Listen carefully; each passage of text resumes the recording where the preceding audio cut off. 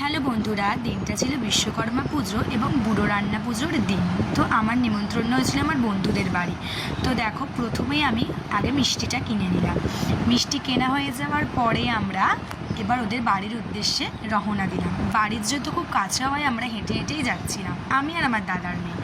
তো দেখো, আস্তে আস্তে ওদের বাড়িতেও পৌঁছে গেলাম। কিন্তু সব থেকে আমার বিরক্তিকারক কাজ হচ্ছে ওদের এই দরজা খোলাগুলো।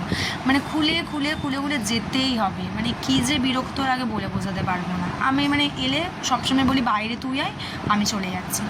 তো যাই হোক, প্রথমে যেতেই আমাকে দিয়ে দিল মাজা, আমাকে আমার দাদার মেয়েকে। তো আমরা প্রথমে এটা খেয়ে তো একটু ওপরে গেলাম। আর এই জায়গাটা আমার খুব ভালো লাগে, এত সুন্দর লাগে কি বলবে, সিঁড়িতে ওঠার জায়গাটা। তো আমি আমার দাদার মেয়েকে বললাম যে চলো, এইটাও নিজের হাতে বানিয়েছে। ও খুব সুন্দরভাবে রুমটা ডেকোরেট করেছে, দেখতেই পাচ্ছ, খুব গুছিয়ে রাখে, গোছানো মেয়ে। তারপরে আমরা ওদের একটু ব্যালকানিটাতে গেলাম। আর সেই দিনটা এত হাওয়া দিচ্ছিল যে কি বলবো, ওখানেই মনে হয় কাটায়। এই যে আমার বন্ধু আসছে, কিছু দরকারে বাইরে গিয়েছিল, তারপরে আমাদের ডাকলো যে খেতে চলে আসার জন্য।